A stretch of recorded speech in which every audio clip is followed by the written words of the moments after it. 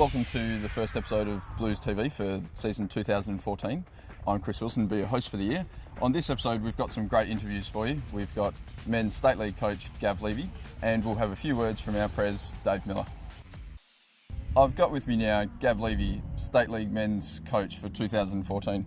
Gav, you've been away from the club for a couple of years. What's brought you back?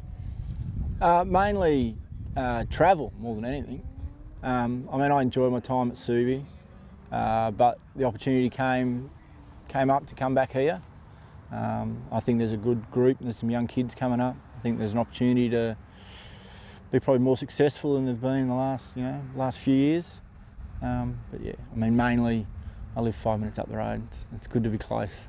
How have you found slotting back into East Fremantle Lacrosse Club for 2014?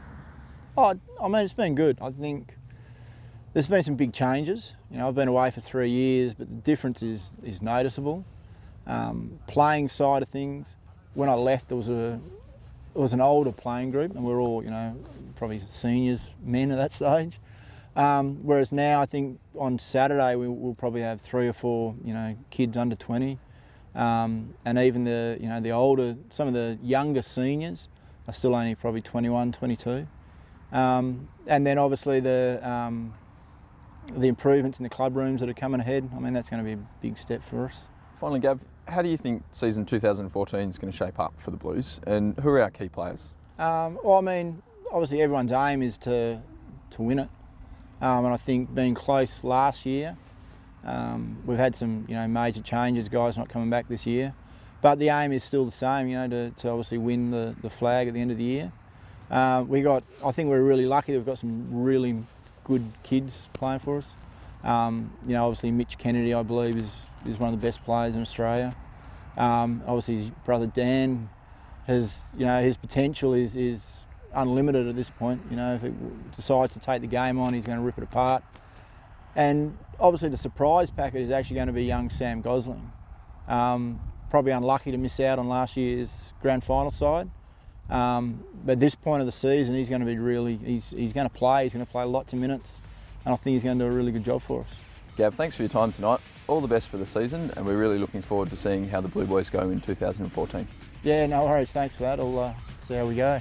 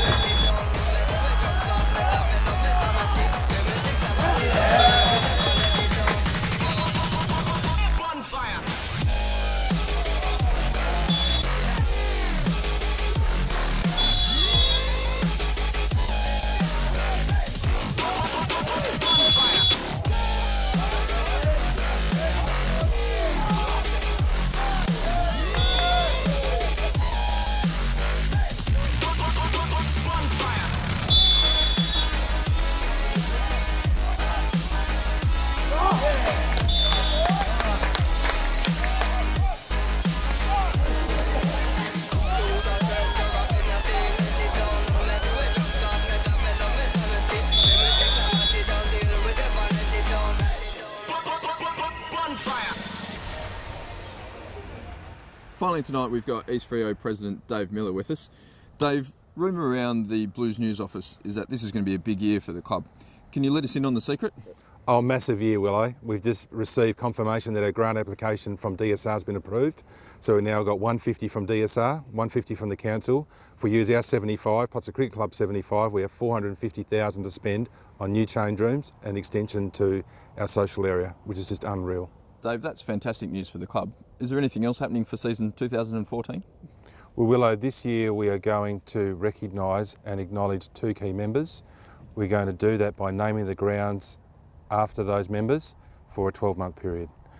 Moving forward, we'll recognise 2 new members year in, year out. That way we get to recognise and acknowledge the contribution that a number of members have made to this club over many, many years. Dave, that's a great initiative from the club. Who are we naming the grounds after for season 2014? So Willow, ground number 1 with a state league played will be named after Don Rudderham. It'll be known as the DA Rudderham Field, and it's in recognition of Don's contribution not only to this club but the sport of lacrosse in general. And the second field? Well, we want to name the second field the A.M. Hall Field in honour of Anne-Marie. As you know, she passed away this year. She made a great contribution to this club. She was wonderful in the recruitment and development of our juniors, and we just think it's a fitting legacy for our club to name the field after her. Dave, it sounds like it's going to be a monster year for East Fremantle Lacrosse Club. Before we wrap up, is there anything else that you want the crew to know about? Well, we also host the finals this year, so we just need everyone to come down, support East Fremantle, chip in and help, because we want this final series that we host to be the best it's ever been. That's all we've got for you in this episode. Thanks for tuning in to Blues TV, and we look forward to seeing you at the same time next week.